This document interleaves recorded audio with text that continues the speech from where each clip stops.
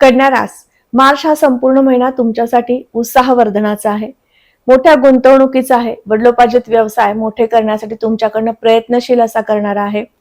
षष्टातनं मंगळ, रवी, बुध आणि राहूचं गोचर आहे, त्यामुळे वारंवार स्पर्धक निर्मिती होत आहे. शत्रुपीडा सतावत आहे आणि ही शत्रुपीडा याही महिन्यात तुम्हाला प्रकर्षाने जाणवणार आहे. विशेष काळजी घ्यायची आहे.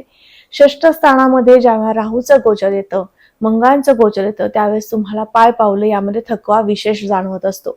त्यामुळे गुडघेदुखी, सांधेदुखीचा त्रास तुम्हाला असेल तर या महिन्यामध्ये तुमच्या आरोग्याची काळजी घेणं आवश्यक आहे. सप्तम स्थानावरनं आपण पतीचे आणि पत्नीचे सौख्य पाहतो, या दृष्टीने सुद्धा अतिशय उत्तम कालावधी आहे. सप्तम स्थानामध्ये असणारे शनी महाराज हे तुम्हाला वारंवार नवीन संधी उपलब्ध करून देत आहेत, नवीन कार्य करण्यासाठी प्रोत्साहित करत आहेत.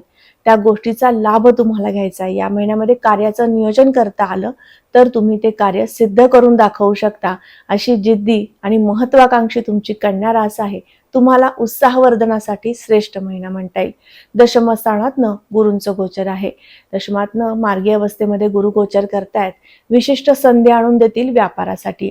नोकरीमध्ये सुद्धा फेरबदल करायचा आहे, नवीन नोकरी घ्यायची आहे, पहिला जॉब तुम्हाला बदलायचा आहे किंवा करायचा असा विचार होता, या महिन्यामध्ये त्यासाठी प्रयत्न करणं आवश्यक आहे. त्या प्रयत्नांना यशदायी स्थिती गुरूंच्या कृपेने प्राप्त होऊ शकते. ग्रस्तोदित चंद्रग्रहण या महिन्यात येत आहे. 3 मार्च रोजी ते ग्रहण असणार आहे. तुमच्या राशीला ते ग्रहण कसं ठरू शकतं, तुम्हाला काय विशेष संधी देऊ शकतं, हा माहिती देणारा व्हिडिओ आपल्या चॅनलवरती अपलोड आहे. नक्की जाऊन समजून घ्या आणि त्यामध्ये दिलेल्या उपासना निश्चित ग्रहणाच्या दिवशी करायच्या आहेत.